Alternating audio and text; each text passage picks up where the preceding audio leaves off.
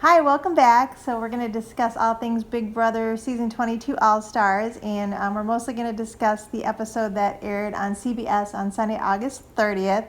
Also some live feed stuff going on, so definitely some spoilers ahead. And we did a little chat session with my husband Mike once before, and we had fun, so we thought we would try that again. So hopefully you guys enjoy that format as well. So let's get into some Big Brother talk. Do you have, what did you want to talk about first that happened on the episode? So let's talk about the HOH competition, which was not resolved in the last episode. Obviously, the HOH competition with the balls running in the ramp, Enzo ended up coming out as the winner. Yeah, So Kaser was very close. Obviously, Kaser is alone in the house. Janelle's gone. He's got nobody else to rely on. Nobody's got his back. For some reason, usually when somebody's alone, I can't believe Kevin. They're not a threat. Can't believe Kevin wouldn't team up with them. Kevin has nobody. I don't understand. Alliances obviously are stronger than one person, so I don't understand why no one will team up with Kaser. I guess they just think he's such a big liability because everyone's after him.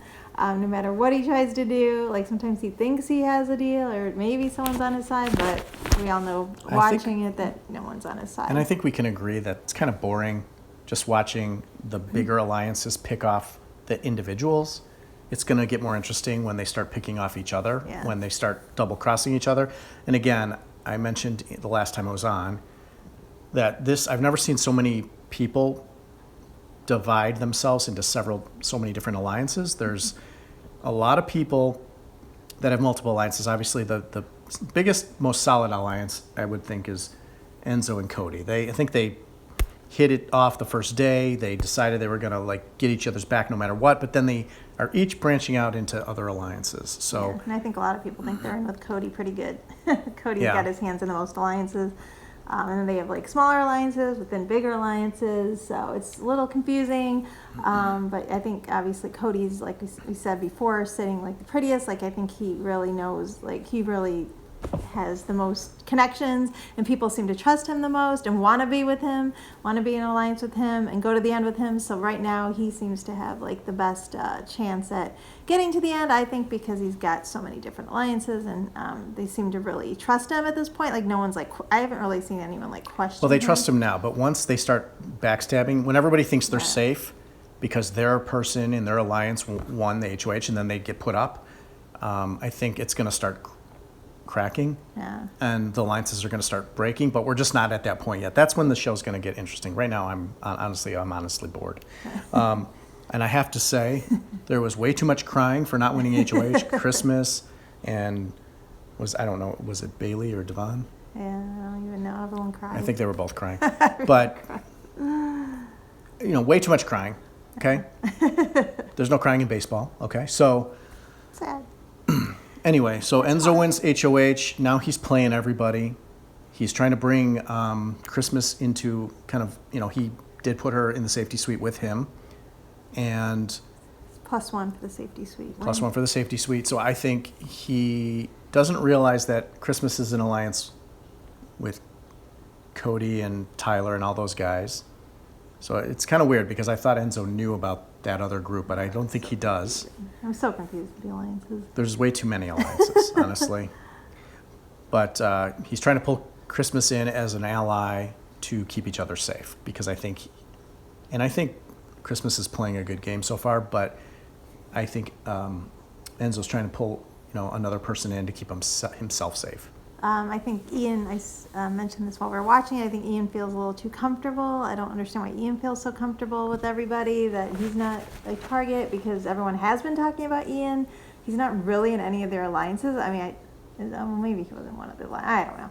But him and Nicole obviously kind of have a two-person alliance just because they're the only two winners we've mentioned. And so I think that he feels very safe because Nicole's kind of protecting him, and she's kind of powerful in the house.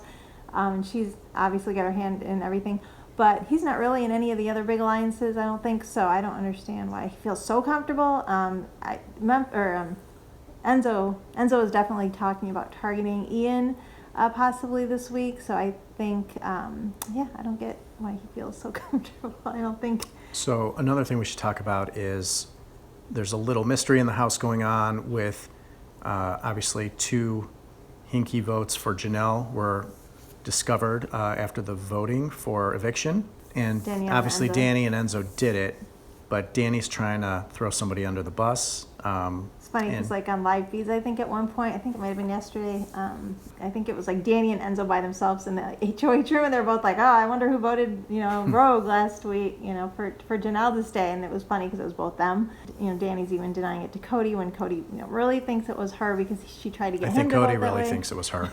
And I think he's starting to lose trust in her. Yeah, I think she's starting to kind of mention this also before, because I think Danny's like starting to lose her touch a little bit and kind of make some mistakes. I didn't realize till the Sunday episode that Danny and Nicole had such a Good friendship, tight yeah. relationship from They outside seem to be the each house. other's So, safety I person. mean, I'm hoping, we always want good girl alliances, which we never get. So I'm hoping maybe those two could take it far as a kind of a small girls alliance. I think they're both going to get picked off relatively soon after Kaser's out of the house. Yeah, I'm assuming, I don't know this yet, but I'm assuming Kaser's going to get knocked out. Once Kaser's out, I think the bigger alliance is going to start going for the Ians and the Kevins and the Davids. And then once those guys are out, though, they're going to have to start going after each other because there's not going to be anybody else to go after. And that's when it gets interesting. And I think Memphis is a big target for Memphis them. will probably go early. Nicole's a big target. Danny's a big target. I'm not sure why she's doing that. So but quickly, the have-nots for the week are going to be Tyler, Danny, and Devon. And I had to look at Nicole's mummy face. with that mask. You're on TV.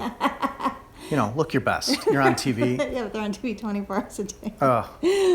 I don't need to see face wraps. She looked like a mummy. They're all doing that. I mean, they're living their lives. Yeah. Oh, well. Christmas had to endure the star babies for being the +1 in the safety suite. So that was kind of annoying. She kept getting woken up throughout the night with crying babies, and another one was born. I think she ultimately ended up with like 12. Yeah, 12 or 13, I think. So, but that thing is over, so that's good. Yeah, they haven't announced the next room, so it seems like there's no rooms or anything for this week, which is kind of weird. I'm surprised they're letting a week go by. No rooms? Yeah, like they're supposed to open up new rooms, I think, like after the safety suite, there's going to be some other room or some secret room or something that's going to be the next twist. So I guess They're we don't. probably working on it right now, getting it ready. Yeah, so I guess we don't know that yet. So I'm assuming Julie's going to announce that probably this Thursday. So we'll probably have a new room or something, a new secret thing. And so next week. I guess the final thing to talk about is Enzo's nominations. So why don't you take us through it? Okay, no shocker there. Not really stirring too much up. We all kind of knew poor Kaser went to talk to him, but it didn't really work. So Kaser and Kevin, of course, on the block. So like I said, we're not really too shocked. And I think obviously Kaser is his target, and Kevin's like a pawn. Sometimes pawns go home, as we've seen other seasons. Somebody takes themselves off the block. I mean, they're not shaking up the house. They're still playing it safe. Nobody's stirring the pot, and they're just going after the floaters right now. And eventually, they're all just gonna have to pick each other up. Anyway, we found out that Kevin, they played the veto, and Kevin won veto, so he was one of the people on the block, so he is obviously going to take himself off. He better. That wouldn't be smart. So Enzo's going to have to name replacement. Right now, last I heard, he hadn't decided yet, and he wants to make his own decision. Enzo really does not like it when people try to influence him. He gets very upset and very stressed out. He said several times he's very stressed out when people come to him and tell him what they should have done. Like Devon now is all about putting David on the block, and she asked him, like, why didn't you put David on the block instead of Kevin? And he did not like that, so now he was very upset with Devon for even questioning him. He doesn't like to be questioned as HOH. He doesn't really want a lot of people's input. He wants to do what he wants to do. So he, last I heard, he hadn't made the decision of who was going up, but I think it could be David. I think he had said at one point that him and David had said they weren't going to put each other up. But yeah, so just to wrap up, so of course we have Kevin and Kaser on the block. Kevin won veto, which hasn't aired on CBS yet, so he will obviously be taking himself off. So we'll see who the new nomination is. I'm assuming unless something crazy happens or changes, Kaser's going to be going home this week, and then we'll see. We'll hopefully start again shaking things up pretty soon, but I think it might be another week or two before that happens. Then it's going to get really interesting when they start turning on each other.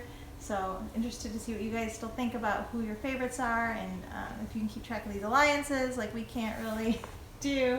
But yeah, so Big Brother All-Star season 22, going pretty well so far. Just not for Janelle and Kaser, unfortunately. A little boring, and poor Janelle and Kaser. So if you liked our video, please subscribe to my channel and give us a like, and we will talk more Big Brother coming up soon.